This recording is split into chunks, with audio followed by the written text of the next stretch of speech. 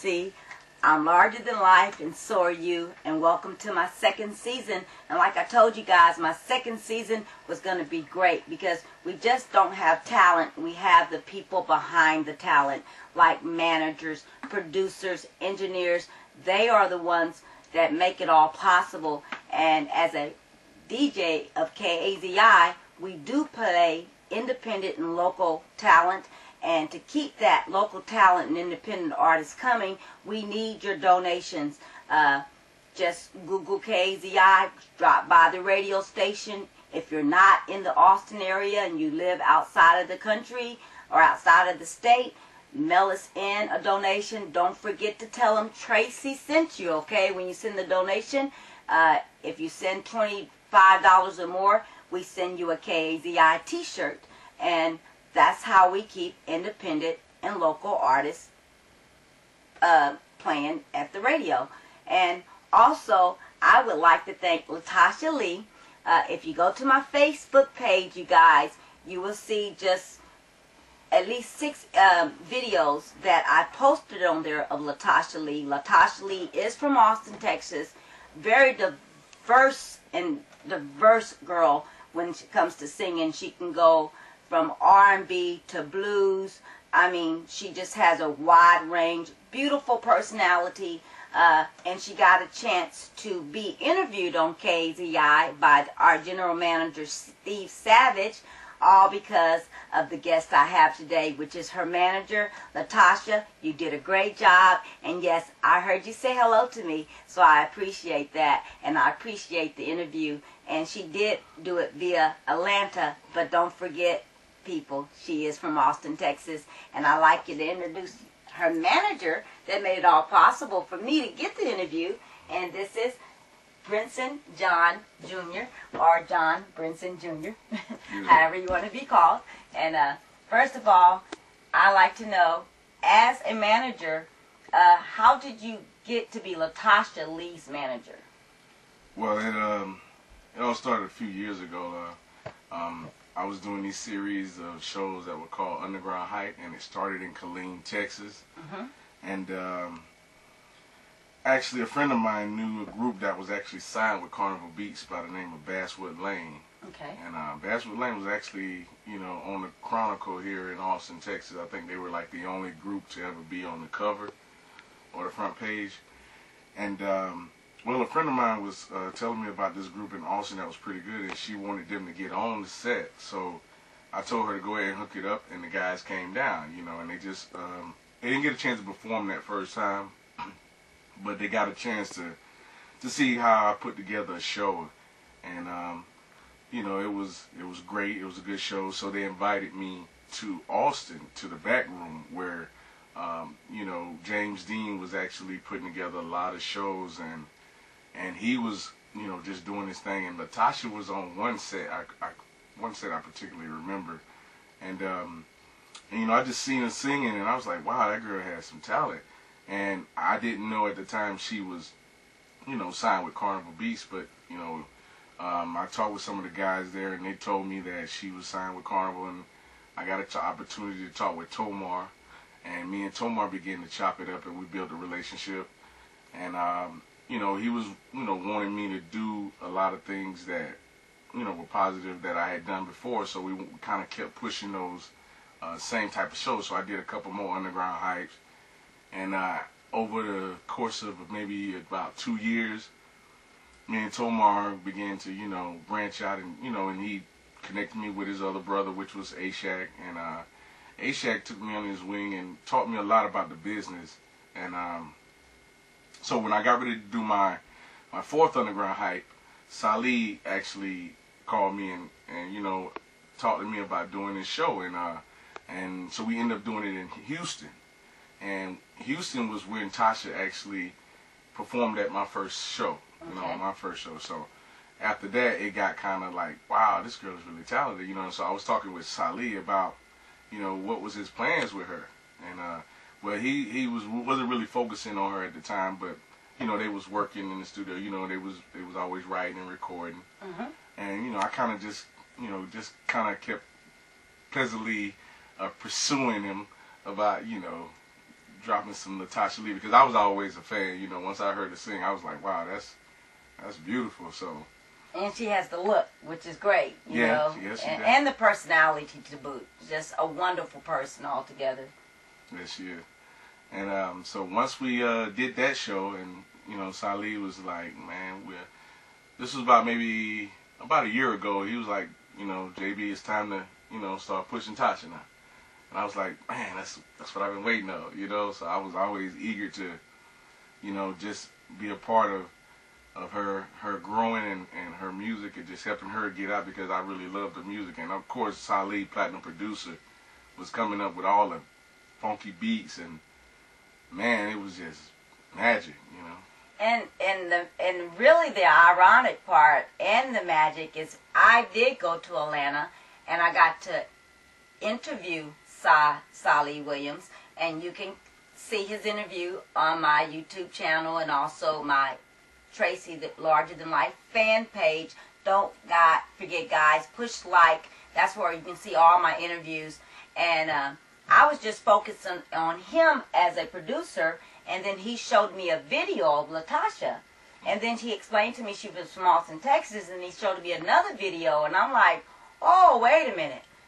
This girl is connected with y'all, and it's after I came back from Atlanta, Steve Savage, my general manager at KZI, we just happened to be talking, and he said, you know, I would love to get an interview, but I cannot get in touch with this girl. Her name is Latasha Lee. And by that time, me and you had already kind of gotten contact with each other via phone, back and forth through Salih. And in the office, I made a phone call, and Steve was sitting right there, and I said, okay, Steve, when do you want your interview? And he was like, what? And I'm like, when do you want your interview? I got her manager on the phone, so that was like, you know, I just really believe in the universe works, you know, around whatever you want or you hope for. Don't be afraid to reach out for your dreams, because if you can dream it and you can wish it, it can happen. And that's how we got Latasha Lee, because all we had in our system was that one song that she did 2 years ago. We didn't have anything new, so once you sent all the new music, we just loaded them all in the system. So, you know, you guys, if you're not in Austin, go to www.kazifm.org and request Latasha Lee's music, because I really have a good feeling about this lady that she's going to blow up.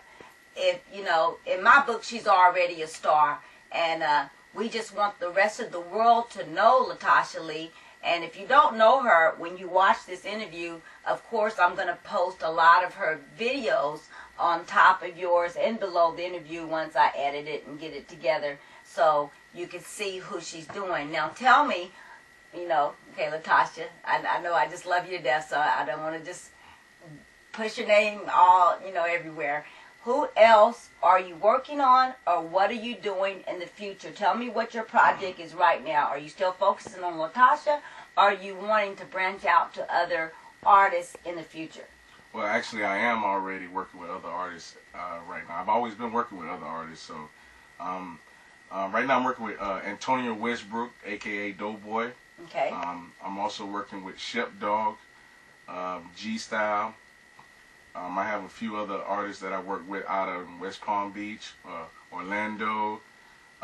We got some connections pretty much all over, really, because one thing about music, you know, it's universal. Exactly. And we try and get so many different genres of music and so many different styles, because, you know, who knows where the next hit may come from, you know.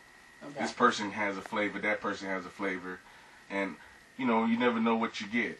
So, Shep Dog, actually, we put out a mixtape with him in '08. It was called K-Town's Finest. Okay. And it did really well. They got a couple of the guys that were featured on that project signed, including him. And so that was the first time Salih got a chance to listen to him. Salih actually produced a track for Shep Dog that you'll be checking out. That'll be coming out pretty soon. So with Doughboy, we got a big project with Doughboy right now. We got 3 mixtapes that's getting ready to drop. Okay. What's Up, Tigger, Unshackled, and Do.0. So those are the name of the mixtapes that will be coming out. So you can just be looking out for those pretty soon. And I also have some new music to be sending you real soon from, you know, the Looney Tunes production team.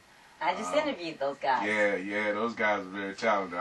This is one particular guy I've just met recently, Arez. That guy is a very good engineer, man. That's a talented brother right there. And All Star, the producer, that guy, man, he reminded me of Salih. Okay. Yeah. So I like Salih. He was very, very hospitable while I was in Atlanta. Also, Divas in Demand, Rhonda. I'll never forget about you. If it wasn't for Rhonda and Divas in Demand, this Tracy Larger Than Life would have never took off like it has. She got me my first interview with G-Baby, and it just took off from there. And remember, if you got the talent, I got the time. And just make sure that you have radio edit versions. I'm not saying don't do your underground stuff, people. I want you to be yourself. But if you want to get played at the radio station, you must send in radio edit versions. I can't promise you any interviews like Latasha got. It depends on the DJ itself. Even though I do DJ, I really don't do talk shows other than this talk show that I created myself. I just like playing the music so you guys can listen. Do you want to say any shout outs before we say bye?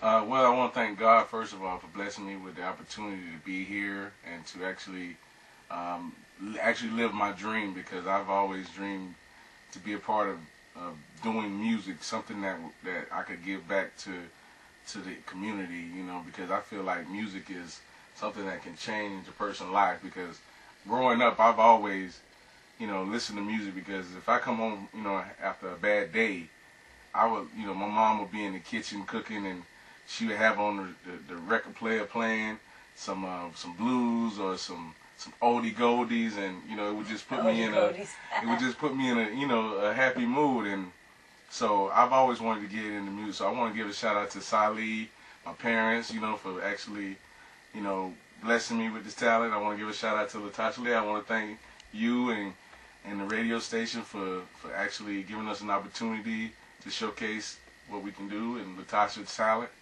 The girl is a very talented woman, and I want to thank All Star. I want to thank Arez for hooking us up with the fine facilities here at the Art Institution. Man, there's so many people. I mean, if I don't mention you, you know you're not forgotten, and you always, you know, can find me. You already know how to find me. If you don't, you can look me up on Facebook, John Brinson Jr., or you can call me at 254-458-3614. Anywhere from 8 to 5. Ladies, be careful. You're going to be getting phone calls. Well, not even people in the music business. Well, I mean, if you got a musical question, you know, okay. It's okay. I don't discriminate, or I try to help anybody who really wants to get into this industry, or who just have questions about this industry. So, yeah. Well, Brinson, I've been talking to you on the phone for the longest. I finally got to meet you personally. I thank you for taking the time. Also, Arez and All Star for coming out here at the Arts Institute to do all this filming and taking your time out.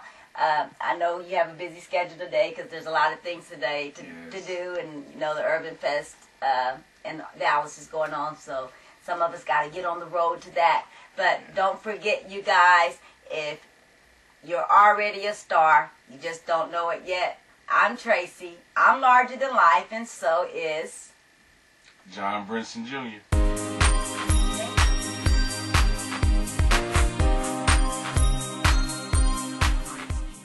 Shut it. Get off my page.